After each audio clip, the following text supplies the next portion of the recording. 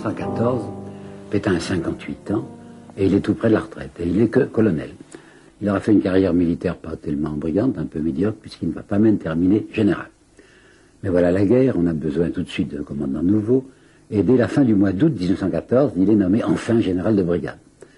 Et comme la situation est, pourrait-on dire, propice au avancement accéléré, le voici en juin 1915, c'est ça, en juin 1915, qui est un commandant de corps d'armée. Il était là assez tranquille au château de Noailles, près de Beauvais, lorsque le 24 février 1916 arrive à son quartier général un télégramme. Il n'était pas là. L'histoire que je vais vous raconter maintenant n'est pas indécente du tout, souriante tout au plus, a été racontée par Henri Amouroux dans son livre sur Pétain avant Vichy, et vous savez qu'Amouroux est un grand ami du maréchal. Donc figurez-vous que le 21 février de cette année-là, 1916, les Allemands avaient lancé une puissante offensive sur Verdun. Et donc le 24, Joffre, qui est le généralissime, envoie un télégramme à Pétain pour lui dire de venir le lendemain 25, dès la matinée, avant déjeuner, le retrouver au quartier général. Il n'est pas là, Pétain. Il était parti, il n'avait pas donné d'explication. Il avait dit à son chef de cabinet, Sérigny, je vais à Paris, sans donner d'explication. Sérigny, qui le connaissait bien, qui souriait, Sérigny qui dira, Pétain n'a jamais eu que deux passions dans sa vie, les femmes et l'infanterie. Il se doute bien qu'il allait trouver une femme à Paris. Alors comme il faut absolument prévenir Pétain, qu'on a besoin de lui au quartier général le lendemain, ce pauvre Sérigny se rend à Paris, sait que le général descend d'habitude à l'hôtel Terminus, en face de la gare du Nord, il se présente, c'était minuit passé, la tenancière lui dit, bon, il n'y a pas, monsieur Pétain n'est pas là, enfin, il insiste, il dit, je suis sûr qu'il est là.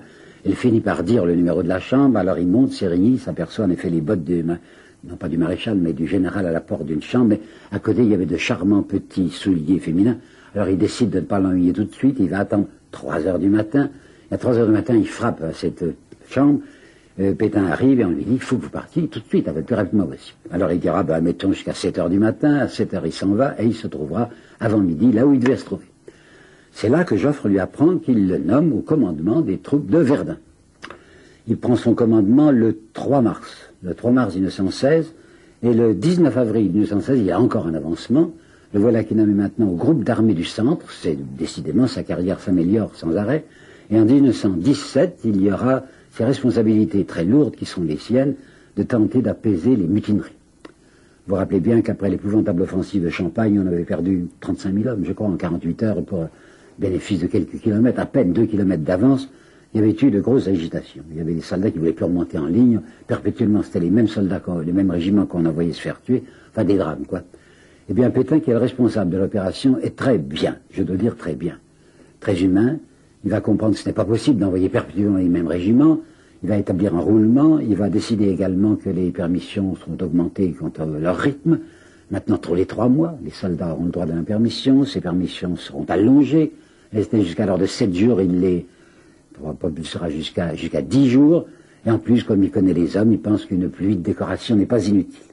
Toujours est-il que c'est vrai, dans des circonstances très dramatiques, où il y avait une tension extrême au front, il va arriver à faire de l'apaisement. Toutefois, je voudrais appeler votre attention sur des textes peu connus, qui sont très importants, puisque 2 sont de Poincaré et 2 sont de Joffre, qui ont paru après la guerre, et qui sont rarement reproduits. Voilà d'abord ce qu'on lit dans les mémoires de Poincaré, tome 10, aux dates successives du 26 et du 27 mars, c'est-à-dire pages 88 et 93. Ceci, c'est Poincaré qui parle, Clémenceau me prend à part, et me dit, Pétain m'a déclaré ceci, que je ne voudrais confier à personne, qu'à vous seul. Les Allemands, a dit Pétain, les Allemands battront les Anglais en race campagne, après quoi ils nous battront aussi. Et deuxième citation, qui est 27, Pétain a dit à Loucheur, qui me le répète, à moi à Poincaré, il faut entamer des pourparlers de paix.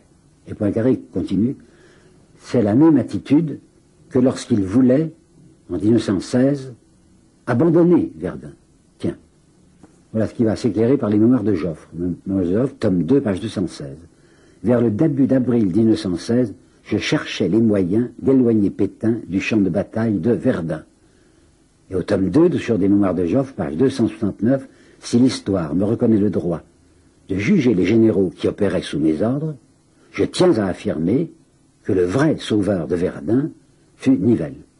C'est vrai, je vous ai dit assez rapidement tout à l'heure, et un peu volontairement, les dates. Je vous ai dit que c'est le 3 mars que Pétain avait été nommé au commandement des troupes de Verdun, et que c'est le 19 avril que Joffre l'avait averti qu'il allait être déplacé avec un avancement considérable, puisqu'il passait à la tête du groupe des armées du centre. et que c'est le 1er mai qu'il va quitter son commandement.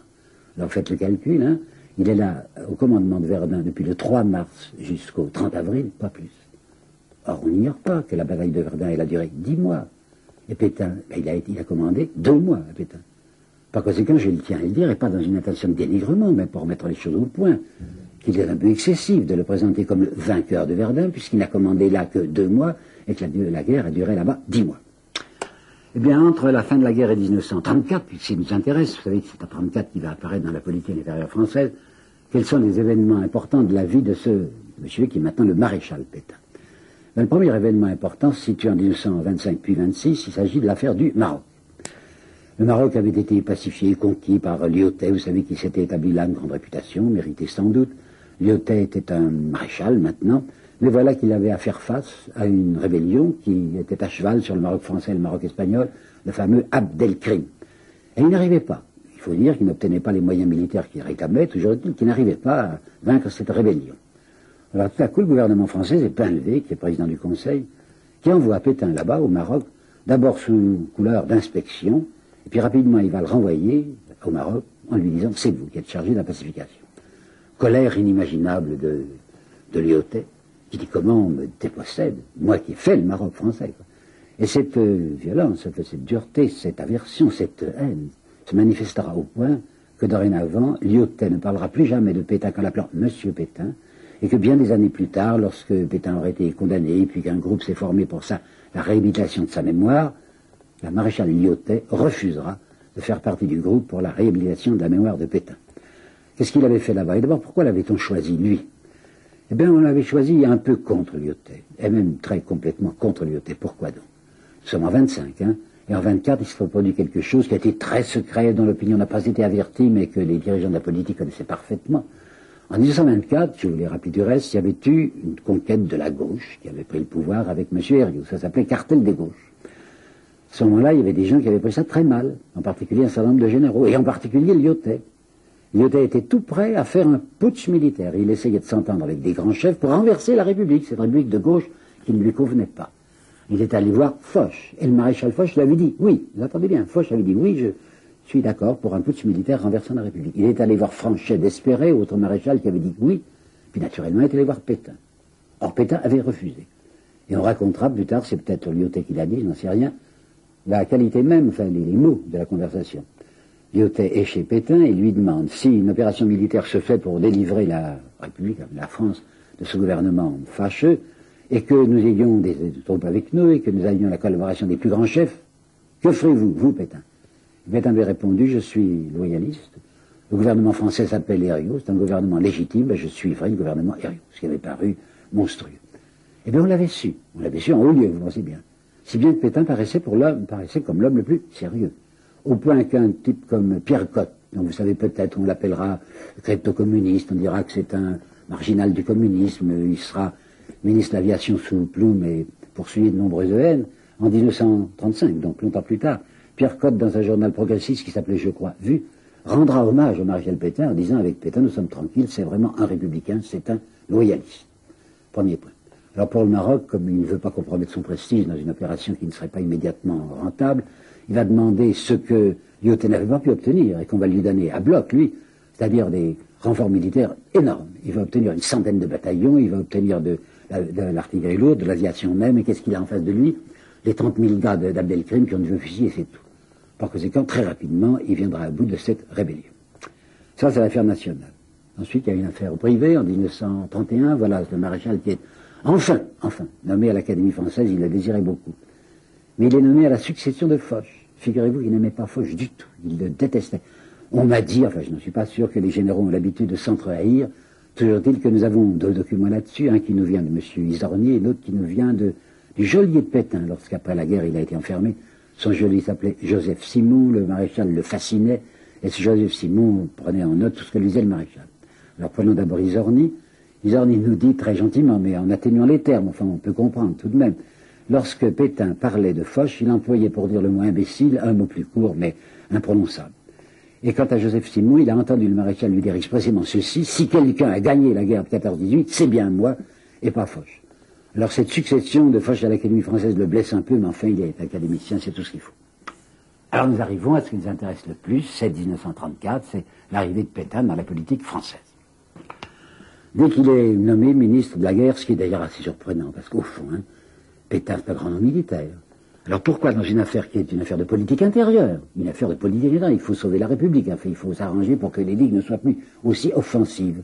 Pourquoi est-ce qu'on va le chercher lui? Je comprends bien que s'il y avait un drame, s'il y avait une menace sur nos frontières, on fasse appel au maréchal. Mais Doumer va faire appel à Pétain alors qu'il n'y a pas de problème extérieur violent, pas de problème extérieur imminent, nous sommes qu'en 34, en 36 ça va devenir dangereux, mais pas en 34. C'est donc probablement pour des raisons de politique intérieure que Doumer s'est adressé à Pétain. Bien entendu, les journalistes se précipitent sur lui et demandent, monsieur le maréchal, qu'est-ce que vous comptez faire? Et il a une formule, je n'ai jamais fait de politique et je n'en ferai jamais. Lorsque André François Poncet lui succédera à l'Académie, dans son discours de réception, qui est toujours consacré à un éloge du prédécesseur, François Poncet ne manquera pas de dire, Pétain avait toujours ignoré la politique et s'en était retenu à l'écart. Ce n'était pas tout à fait vrai, mais auparavant, il faudrait que je vous dessine le personnage tel qu'il se présente à 78 ans. Il a 78 ans lorsque le voilà enfin ministre. Il est grand, c'est un homme qui a environ 1m80, presque 1m80. Malgré sa vieillesse, il se tient très droit, il est, comme on dit, droit comme un nid. Il est très fier de sa santé, il en parle volontiers, avec ses facilités militaires de langage. Il dit « je pisse comme un renard », pour dire qu'il n'y a pas de problème de prostate. Dans un salon, il aime assez enjamber le dossier d'une chaise pour montrer enfin quelle souplesse est la sienne. Il est spécialiste de dictons, enfin ces failloles qu'il raconte et d'autres de plaisanteries de l'Est. Enfin, il aime les, comment ça s'appelle ça, des gauloiseries. Plaisanteries de l'Est qui, quelquefois, sont chez lui assez lourdes. D'autre part, c'est un homme mystérieux. Je veux dire par là, et je n'ai jamais cherché des documents que chez ses amis. Je ne vais pas aller chercher chez l'adversaire de Pétain des détails qui seraient malveillants. Alors je prends un renseignement que je trouve chez Lemery, dont je vous reparlerai. Lemery était un ami intime, et qui dit il n'y avait pas d'homme plus secret. Quant à Boutillier, qui sera son ministre des Finances du temps de Vichy, Boutillier dira il était d'une rare capacité de dissimulation. Sa femme dira plus tard mon mari est une vieille ficelle.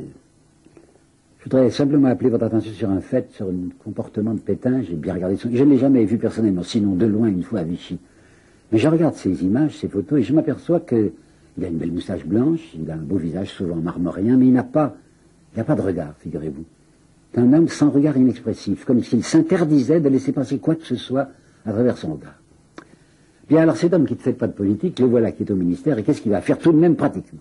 Eh bien, au ministère, il ne fait pas grand-chose, en ce sens qu'il est un personnage muet. C'est le personnage le plus considérable, le personnage, puis c'est son prestige de maréchal. On l'écoute quand il veut bien parler, mais il parle rarement. Cependant, il va parler 2 fois et dans des circonstances importantes. Première fois que je vous raconte ça en détail, parce que ça a bouleversé tout le monde, il s'agissait du ministre de la Justice qui s'appelait Chéron. Un gros pensu, il était très attaqué par la presse de droite parce qu'on prétendait qu'il n'était pas assez actif pour punir les gens qui étaient compromis dans l'affaire Stavisky. En plus, il y avait l'histoire du conseiller Prince, peut-être vous rappelez-vous, c'est un conseiller Prince dont on se demandait s'il avait été assassiné, s'il avait eu un suicide. Suggère-t-il que le père Chéron, c'est l'objectif principal de la droite et de l'extrême droite. Et voilà, tout à coup, absolument à l'improviste, le maréchal, au cours d'un conseil des ministres, dit « il y a parmi nous un poids mort ». Il dit ça en regardant le père Chéron. Puisqu'il a été regardé, Chéron dit « c'est pour vous que vous dites ça ?»« Oui, c'est pour vous », dit le maréchal Pétain, qui donnait pas l'habitude de cette violence. Tout le monde est stupéfié, et en présence d'un homme pareil, enfin, évidemment, s'incline, et Chéron va donner immédiatement sa démission. Alors, il faut savoir que Pétain avait son candidat tout prêt pour le remplacer à la justice. Il s'appelle Lemery.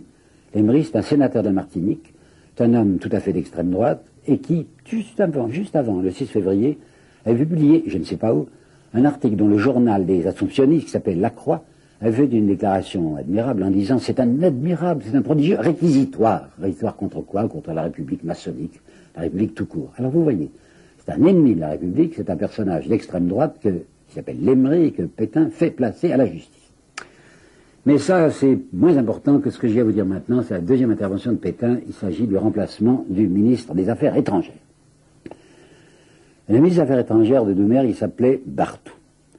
Et Barthou, à la date du 17, je crois, au mois d'avril 1924, avait annoncé une modification très sérieuse de la politique extérieure française. Il avait envoyé une circulaire à tous les postes diplomatiques en disant, grosso modo, ce que je vais vous dire dans un langage, lui, diplomatique, il disait « Nous avons essayé, plus ou moins, depuis la fin de la guerre, d'appliquer les principes Wilson, c'est-à-dire le principe de la Société des Nations, autrement dit, arbitrage obligatoire et sécurité collective. Ben, il n'y a plus moyen. depuis ce qui se passe en Allemagne, c'est-à-dire depuis janvier 1933, depuis qu'Hitler est au pouvoir, on s'aperçoit que l'Allemagne ne veut plus jouer le jeu de la Société des Nations. Du reste, Hitler a retiré l'Allemagne de la SDN en septembre 1933. Il est en train de réarmer ouvertement son pays, enfin, il déchire pratiquement le traité de Versailles. On ne peut rien faire avec un homme pareil.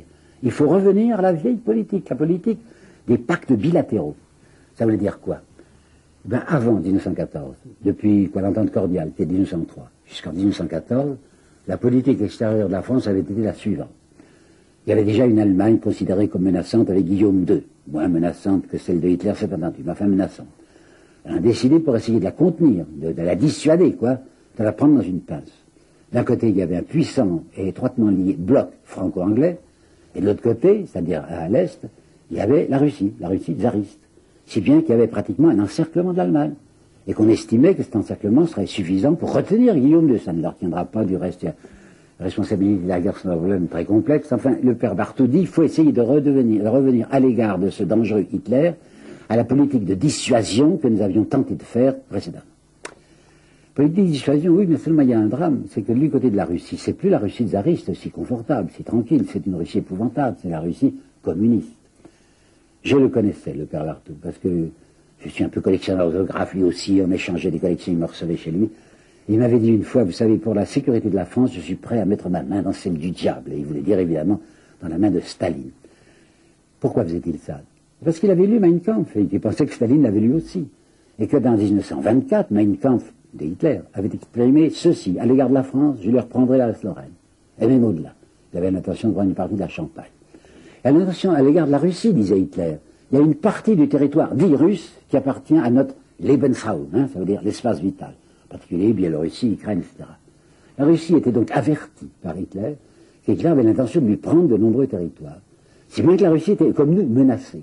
Alors le raisonnement très logique du père Barthou, c'était ceci, que la Russie soit une Russie tsariste ou que la Russie soit une Russie communiste, elle défendra son territoire. Ce territoire est menacé par Hitler. Donc on va lui proposer un pacte uniquement militaire. Et il était assez anticommuniste, le père Barthou, pour dire, on va se protéger. Il ne s'agit pas de laisser une contagion. Mais le Parti communiste sera bien obligé de suivre, puisqu'il est très docile. Alors, il s'agissait de savoir comment on allait remplacer Barthou, parce qu'il avait disparu. Il avait disparu le 9 octobre 1934, que je vous rappelle les choses, il avait été tué alors que ce n'était pas lui qui était visé. Il était allé à Marseille pour recevoir le roi Alexandre Ier, qui est le roi de Yougoslavie. Et il y avait eu un attentat, je ne sais quel Oustachi, comme on dira plus tard, s'était jeté sur la voiture où il y avait le roi, et à côté du roi, naturellement, il y avait Barthou. Plusieurs coups de revolver avaient été tirés, le roi était mort sous le coup, mais Barthou avait aussi reçu des coups de revolver. Naturellement, on s'était empressé auprès du souverain, mais on n'avait pas pensé que Barthou était en train de perdre tout son sang.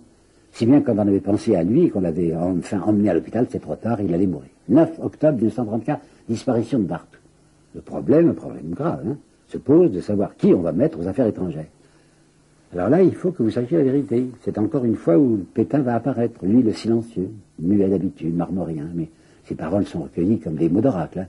Il va dire, quant à moi, je conseille de prendre aux affaires étrangères M. Pierre Laval. Quand on sait ce que sera la politique de Laval, et même avant Vichy, la politique extérieure dont j'aurais vous parler, il est intéressant de savoir que si Laval a eu le pied à l'étrier, s'il va devenir là président, ministre des Affaires étrangères et bientôt président du Conseil, c'est à Pétain qu'il le devra. Je peux vous dire tout de suite, lorsque Pétain va prendre le pouvoir en 40 et qu'on l'interrogera sur Laval, il dira, c'est un type qui faisait mes commissions. Non, c'est quelqu'un avec qui il était étroitement lié et qui lui devait pratiquement sa carrière. Or, il sait très bien, Pétain, que Laval n'est pas du tout disposé à faire la politique de Barthou du côté de la Russie. Cette politique est très mal vue dans les hautes sphères, enfin chez les gens convenables. Par exemple, monsieur Gaxot, qui est aujourd'hui encore par bonheur membre de l'Académie française, avait à ce moment-là, lorsque Louis Barthou avait fait rentrer Staline à la Société des Nations, il avait fait dans Candide, je crois, un article où il disait admettre l'URSS à Genève, c'est comme faire entrer un lépreux au salon. Ben, c'était la même pensée qu'avait M. Pétain d'une part et M. Laval d'autre part. Si bien que Laval va bien aller jusqu'à Moscou pour signer ce pacte militaire franco-russe, mais avec l'intention de ne pas l'appliquer, et surtout pour obtenir de Staline une déclaration qui va mettre dans ses pissouliers, si j'ose dire, le Parti communiste français. En effet, on va obtenir de Staline, qui ne verra aucun inconvénient à ce qu'on l'imprime, à ce qu'on déclare une phrase par laquelle Staline dit « Je trouve que j'approuve la France de prendre les mesures nécessaires à sa sécurité. En particulier, la France vient de revenir au service militaire de 2 ans. » Ça ennuiera beaucoup les communistes. Mais comme ils sont vraiment des gens très obéissants, figurez-vous qu'en juin 34 encore, en juin 34 à la Chambre, Thorez, chef des communistes, avait fait la déclaration, la vieille déclaration de Marx dans le manifeste communiste, les prolétaires n'ont pas de patrie. Mais étant donné que maintenant la position des Russes ont changé, on va voir M. Thorez dire, mais nous sommes patriotes comme les autres. Enfin, c'est ce qu'avait voulu le père Laval. Bien, ben voilà ce qu'il va faire, mais j'ai encore deux choses au moins à vous dire sur Pétain au pouvoir. Il est d'usage, je crois, dans toutes les nations, qu'un chef d'un département ministériel s'occupe de son département, et pas des départements voisins. Or, Pétain, qui a son département ministériel de la guerre, va s'occuper de ce qui se passe à l'éducation nationale. Et on possède même deux billets, des notes comme ça, qu'il avait remis à son collègue d'éducation nationale pour appeler son attention, une attention étroite, disait-il, sur ce qui se passe dans l'enseignement français. Aussi bien dans l'enseignement secondaire que dans l'enseignement primaire, il y a des gens insupportables et qu'il faut surveiller de près. Ce sont les subversifs qui sont là. Je ne sais pas si le ministre en a pris attention, mais c'est intéressant de savoir que Pétain l'avait fait. Et la dernière chose que j'ai à vous dire, qui est peut-être la plus importante tout de même, puisque c'est le ministère de la guerre, quoi, ben c'est deux choses qu'il a faites pour les crédits de défense nationale. Hitler est au pouvoir depuis 1 an et demi déjà, et les crédits de guerre sont de 603 milliards, non millions, 603 millions. À cette époque-là, compté en milliards, etc. Ben savez-vous que le maréchal n'emploiera que 470 millions sur les 603, 470. Et d'autre part, il y a la question de Gaulle et du projet qu'a présenté le capitaine, non, il était commandant, le commandant de Gaulle dans son livre qui s'appelait Vers une armée de métier. Notez que c'était un mauvais titre. Armée de métier, ça pouvait faire penser à des mercenaires, à des prétoriens, si bien que la première réaction d'un homme comme Blum avait été hostile, en disant mais non, l'armée, c'est l'armée nationale, quoi, c'est la construction. Le titre était maladroit parce que simplement, de Gaulle avait l'idée suivante. Il envisageait les prochains conflits comme donnant une place considérable aux chars. Nous avions des chars, disait-il, en France, mais il faudrait les réunir, non pas les éparpiller dans les régiments, mais les réunir dans de puissantes unités blindées, des divisions cuirassées, comme il disait. J'ouvre une parenthèse pour vous dire qu'effectivement, vous savez peut-être que le 10 mai 40, lorsque les Allemands attaqueront, ils avaient avec Guderian 15 divisions blindées, la France n'en avait à ce moment-là que 2,5, c'est tout. Enfin, lorsque le jeune commandant de Gaulle a dit il nous faudrait des divisions blindées, et pour faire marcher ces divisions blindées, il faut des spécialistes, il faut des mécaniciens, il faut des gens qui sachent ce que c'est que le maniement d'un tank. Par conséquent, je demande qu'il y ait là une armée spécialisée, avec des gens qui souscriraient un engagement de 10 ans, ou peut-être de 5 ans seulement, mais enfin des spécialistes. Figurez-vous que ça a été refusé par le haut état-major. Ça a été refusé par Pétain et refusé par Weygand. Weygand, depuis 1931, était devenu, je dirais ici à son tour, enfin, celui qui, en cas de guerre, qui dirigeait les armées, parce que Pétain était trop vieux. Et Weygand avait fait une opposition dont il est intéressant de vous dire la raison principale. Weygand disait, il est intelligent, il est très gentil, ce commandant de Gaulle, mais c'est un jeune homme, il ne se rend pas compte, il ne voit pas ce qu'il propose. Pensez donc, il va nous demander, à nous, armée française, d'entretenir, chez nous, dans l'armée française, 40 000, c'était le chiffre qu'avait fixé de Gaulle, 40 000 spécialistes, 40 000 mécaniciens qui feront partie de l'armée française, et à demeure, enfin 5 ans ou 10 ans. C'est insensé, disait Weygand. 40 000 ouvriers dans l'armée française, mais c'est un bouillon de culture pour le communisme. Si bien que l'opposition du haut état-major aux divisions blindées vient d'une opposition de politique intérieure. Doumergue va tomber en novembre 1934, parce que Herriot l'a abandonné. Je sais que Pétain n'est pas content, il dit vous devriez vous obstiner. Pas moyen de s'obstiner, vous savez. Le jeu parlementaire, c'est que quand un parti vous retire votre soutien, vous ne pouvez plus continuer. Et Pétain voudrait pousser Doumergue à faire une espèce de coup de force, à se maintenir, et Doumergue n'ose pas.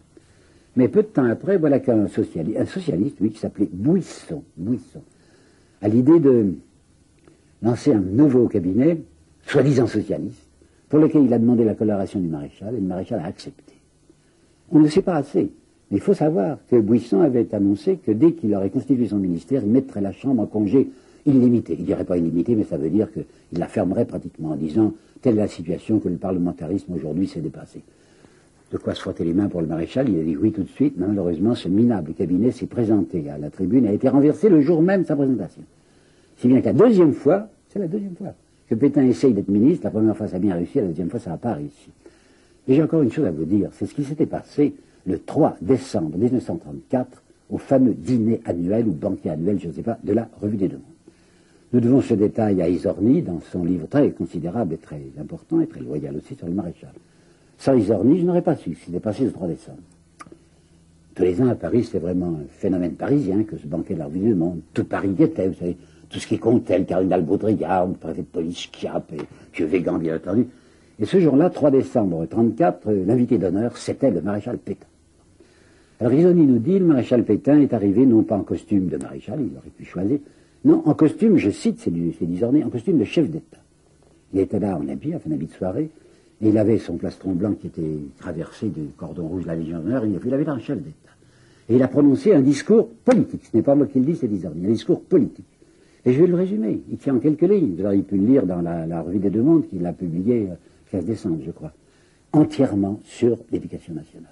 Et entièrement sur le danger de ce qui se passait dans l'éducation nationale. On dit qu'il faut surveiller de près ces fonctionnaires, en particulier d'enseignement secondaire, mais surtout dans l'enseignement primaire, parce qu'il y a des subversifs. Et ce que je demande, disait le maréchal, c'est qu'à l'école, on enseigne d'abord la discipline et le respect des hiérarchies. Je voudrais que l'école fût l'antichambre de la caserne.